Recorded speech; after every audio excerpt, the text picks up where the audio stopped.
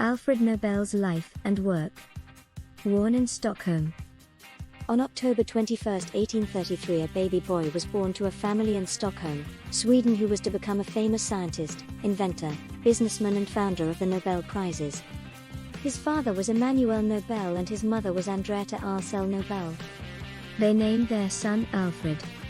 Alfred's father was an engineer and inventor. He built bridges and buildings and experimented with different ways of blasting rocks. The same year that Alfred was born, his father's business suffered losses and had to be closed. In 1837, Emmanuel Nobel decided to try his business somewhere else and left for Finland and Russia.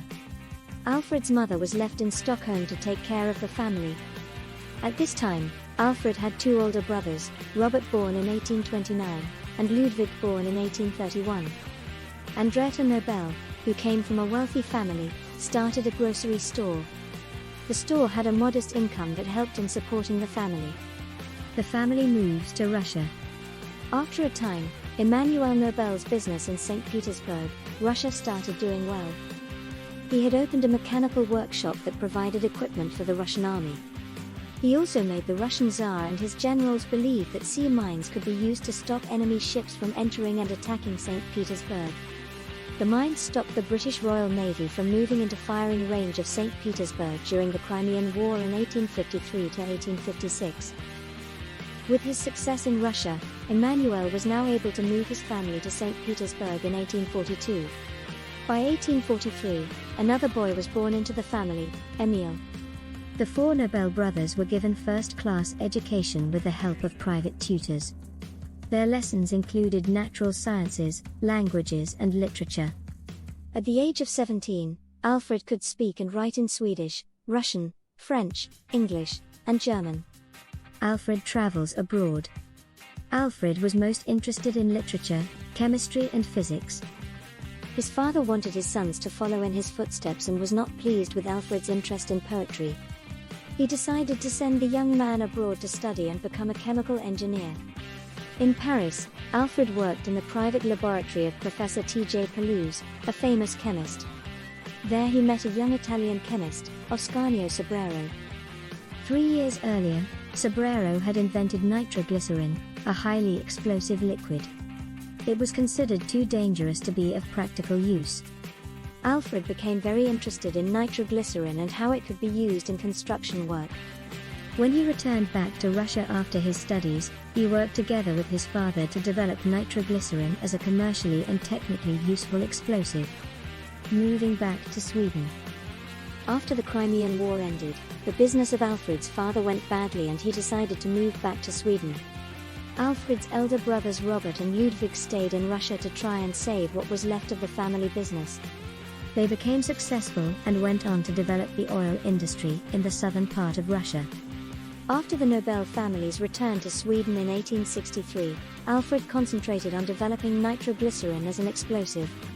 Sadly, these experiments resulted in accidents that killed several people, including Alfred's younger brother, Emil. The government decided to ban these experiments within the Stockholm city limits. Alfred did not give up and moved his experiments to a barge or flat-bottom boat on Lake Mälaren. In 1864, he was able to start mass production of nitroglycerin, but he did not stop experimenting with different additives to make the production much safer. Alfred invents dynamite. Alfred found, through his experiments, that mixing nitroglycerin with a fine sand called kieselguhr would turn the liquid into paste which could be shaped into rods. These rods could then be inserted into drilling holes. The invention was made in 1866.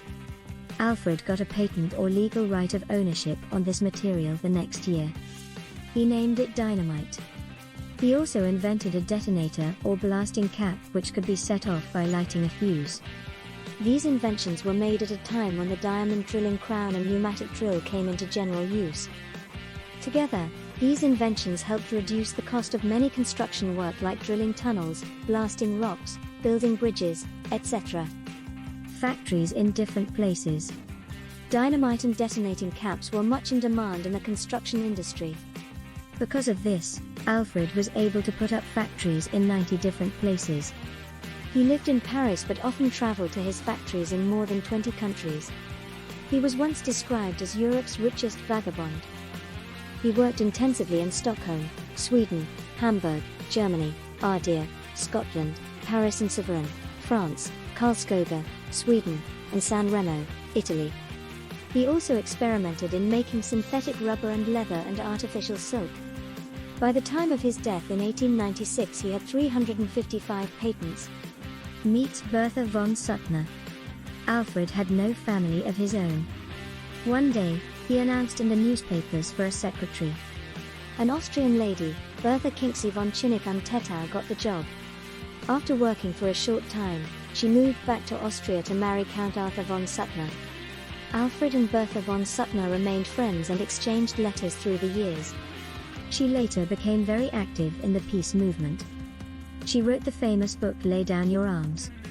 When Alfred Nobel later wrote his will to establish the Nobel Prizes, he included a prize for persons or organizations who promoted peace. Alfred died in San Remo, Italy on December 10, 1896.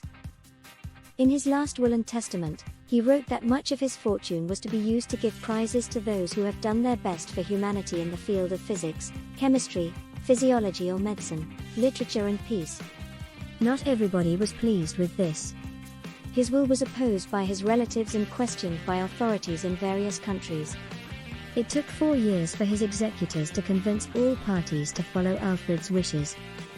In 1901, the first Nobel Prizes in physics, chemistry, physiology or medicine and literature were first awarded in Stockholm, Sweden, and the Peace Prize in Christiania, now Oslo, Norway. The first Nobel Prize award ceremony in 1901 at the Royal Academy of Music in Stockholm,